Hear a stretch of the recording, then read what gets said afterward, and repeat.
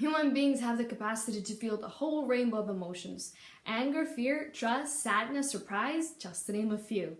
They have a meaning and serve us in many different ways, like they help to motivate or protect us, but most importantly, they help to connect with other people and gain a better sense of self-awareness. But what about those times when you feel something and you don't want to feel it, so you fake something else instead? For example, you are pretending to have a lot more fun at the party than you actually are, or you laugh out loud at the joke that isn't that funny. My name is Vita, Janas, I'm a holistic life coach, and today let's talk about what happens when we fake our feelings.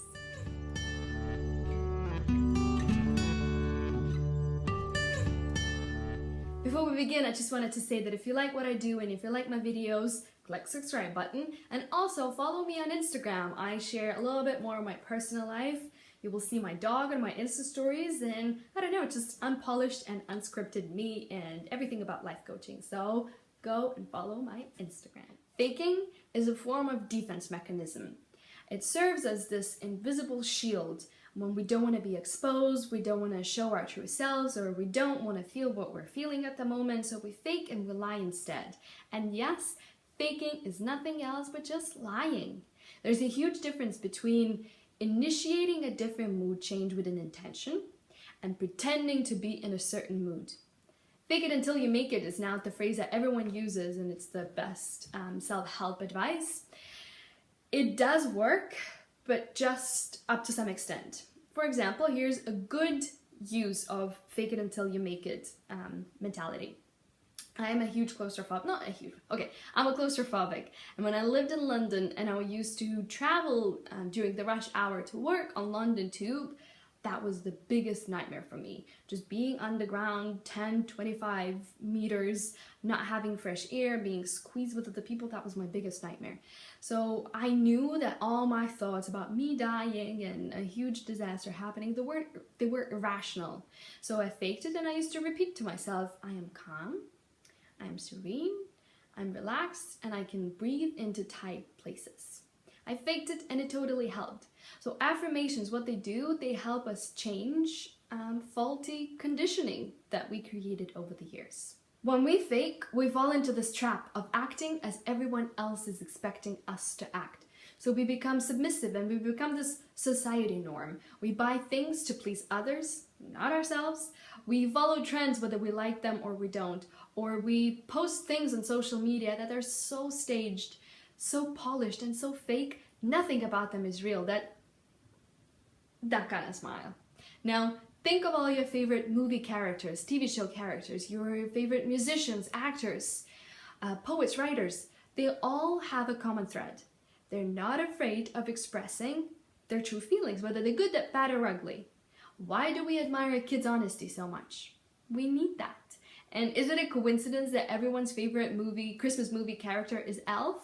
That guy has no filter whatsoever, and we love that. We cannot help ourselves but smile every single year when we watch that movie. Many studies have shown that people who fake emotions on a regular basis, they have more successful careers because of their rational thinking. However, they have more failed marriages and they have less friends because they're not able to have intimate emotional connection. When we fake, we immediately disconnect from other people and from our true, authentic selves. Instead, we focus on that ego-driven voice, that inner bully that says, what I'm feeling right now is not good, this is not acceptable, I'm a bad person and I should be ashamed of myself. The more we use this defense mechanism, the more we repeat to our subconscious mind, I'm not good, I'm not good, I'm not good, I'm not good, I'm not good, I'm a bad person and I have to lie in order to fit in, blend in, otherwise no one will like me and no one will ever love me. And that does the damage. Emotional consequences include lack of independence. You are so used to adapting to other people, to situations. You're the chameleon, so you no longer know what you like or what you feel, and you can't make decisions just by yourself. And another one, your emotions, one emotion turns into another. And usually it just gets worse and worse. So for example, your sadness turns into anger, or your isolation turns into resentment. Everything that you suppress, it doesn't go anywhere. It just boils and grows inside of you, and sooner or later it will come out, and that might be very nasty. Mental consequences of repressing your feelings include a sense of dishonesty and alertness. You're always afraid of being caught. There's also the need to be in control and manage every single detail because you're afraid to face the realness. There's also overthinking. So in your head, you play the tape and you overthink what you did or what you said in the past, and you think of ways how you could have, should have, would have done it differently. My dog really wanted to be in this video also. He wouldn't go anywhere else. Moving on to physical consequences. So those emotions that you feel, they are energy. They don't go anywhere. In fact, it's almost as if every single time when you suppress them, it's as if you would consume those emotions and they would stay inside of you, that boiling thing. So your immunity becomes weaker, you get a higher blood pressure, your heart gets weaker, and you just get sick more often. Also, have you ever noticed that after spending some time with particular people, you feel absolutely exhausted and tired? That is very common in unhappy relationships, at work, or with friends that you don't really feel that you can be your true, authentic self, and you have to pretend, you have to act, adapt, just kind of fake your energy, fake your emotions, and that just drains you. That's another physical consequence. So be aware of those signs. And finally, spiritual consequences are sense of betrayal to your true self, lack of understanding of your core beliefs, and no feeling of self-worthiness, self-acceptance, or self-love. So how do you change it, and what's the solution? Being authentic, it does come with a high price because you have to be ready to take responsibility and be accountable for your words and your actions. It might even include dismissal from some people, but hey, those who don't allow you to be your true authentic self, they're not worthy of your pleasing either, so just let them go. Next time you're about to fake your excitement or fake your laugh, breathe in deeply instead and check in with yourself.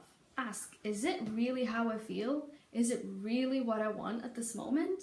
And whatever your inner guide tells you, just follow it. That voice inside, it only speaks to you, and we have only one job, is to listen to it. That's the thing, that's the secret of change, is pausing and slowing down, because 99% of the time, we do things automatically. So just, cruise and take it slow. As always, I really hope it helps. If it does, let me know in the comments, click subscribe, and yeah, it was me and Brolis this time. Love, blessings, bye. They are energy. My dog. He's very... Oh.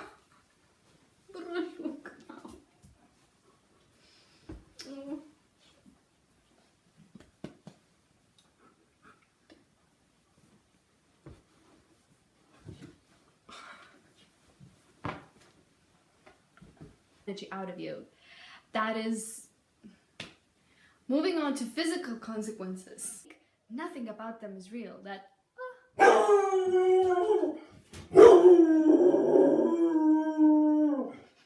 I have to live with this. Oh!